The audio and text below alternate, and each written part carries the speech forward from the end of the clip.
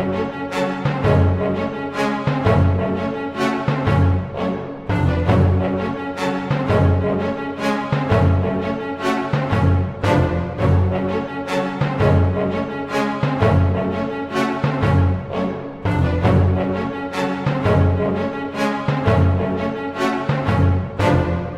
are co-equal, separate, but coordinate departments. And that is why I'm making this plea through you, because you are the counsel of the Yes, respondent. Your Honor, and I have stated on record my willingness to do that in pursuant to the suggestion or order of the Honorable Presiding Justice. But my apprehension is not a mere imagination, Your Honor. There is that probability of he being subjected to a criminal action. I'm sure that the Supreme Court is is composed of wise men, and they will realize the implication of any contrary action against the order of this court. Because here is my point, Your Honor, with the indulgence of the Honorable Presiding Justice. If the only issue to be resolved by the presentation of this psalm of the chief of the Honorable Justice Corona, Your Honor, and the fact alone that there is this psalm, Your Honor, is proving up that he have filed and complied with the rules and regulation on the matter, Your Honor. Yes, but Kung nandito po ito at meron talaga, ano pang pag-uusapan? Ang sinasabi, hindi nag-file, nandiyan pala eh. That resolved the problem. wait a minute. We are talking only of compliance with the order of this court. Right. With respect to the conclusions that will arise from this, that will come later. But what I'm saying here is that each branch of the government must respect the prerogative of the other branch. We respect the court. They have their internal rules. But on the other hand, we have taken an oath to perform a different task from our ordinary task as legislators, and that is to judge, to try and decide and judge.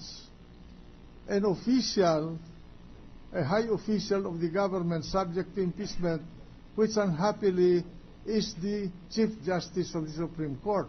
And while we respect the Supreme Court as a co-equal, they must realize that we are also bound to enforce our orders in the same way that they enforce their orders. And so I'm requesting you as counsel for the respondent to please counsel them to comply with our orders and not to punish this witness in complying with the orders of this impeachment court. So ordered. Thank you, Your Honor. Mr. Senate President. The Secretary may now please take possession of the documents and subject to disposition in the course of this trial. Mr. Senate President, Your Honor, please. Attorney Bautista, the private lead prosecutor. The private counsel of the prosecution. We subpoenaed these psalms for the purpose of presenting them as evidence for the prosecution. May I request that we be allowed to examine and mark them for the record? Is there any objection? Precisely, Your Honor, that is the dilemma that we are trying to avoid, Your Honor. Just one of the members of this honorable body requested for only 1 day. For only 1 day. Besides, Your Honor, I recall the order of this honorable court to the Chief Justice, through Mr. President, that the private prosecutor shall not be allowed to be engaged in oral argument, Your Honor. It is the province of the public prosecutor, Your Honor, who shall have control of the proceedings in this case. The rule of this Senate allows the private counsel to be engaged by the House to present the evidence. And of course, incidentally, in the course of the presentation of the evidence and in dealing with the evidence, he can speak out with respect to the matters involving the handling of evidence. No, Your Honor, please, the order of this honorable court is to surrender, not to allow the other party or the prosecution to examine it, to go over it, and so on, Your Honor. And apparently, nagpipiesta na po sila riyan sa dokumento na yan eh. Yan po ang aming ipinangangamba. Baka po hindi magkaroon ng fair trial. While it is true na ang Is disimpeachment... there anything sensitive in this document that ought not to be revealed to the public? I have not seen it yet, Your Honor. That's why I cannot make an intelligible information regarding the matter. Mr. President, Who is Mr. the President. gentleman from Iloilo? Mr. President, counsel for the House of Representatives requested that they be given an opportunity to mark these documents as evidence. The chair asked counsel for the respondent whether or not he has any objection. I am lost as to, with the brilliant peroration of the counsel. We do not know whether he's objecting. Can he just state, Mr. President, whether he is objecting so that it can be disposed of?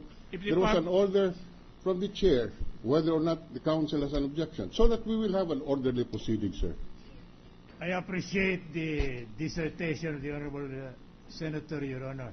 But what I am concerned deeply, Your Honor, is this may be a violation of the order of the Honorable Chairman, because what the witness was ordered is merely to produce, not to allow the marking thereof, nor to consider it submitted for purposes of evidence. They are entirely two different things, Your Honor. Well, so is the counsel objecting so that we can act accordingly? Well, is not my manifestation a very clear indication of my objection, Your Honor? All right. So if he's objecting, we submit. Are you objecting, therefore, to the marking of this document?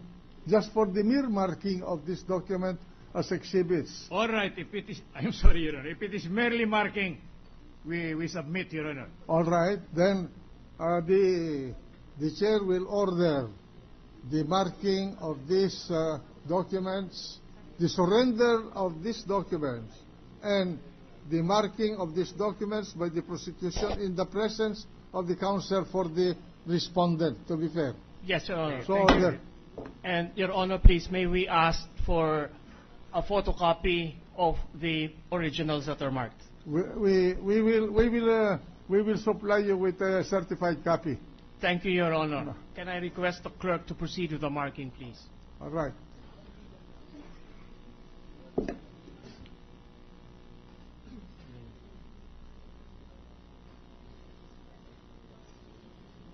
Mr. President, while the marking is going on, can we ask for a 1-minute recess?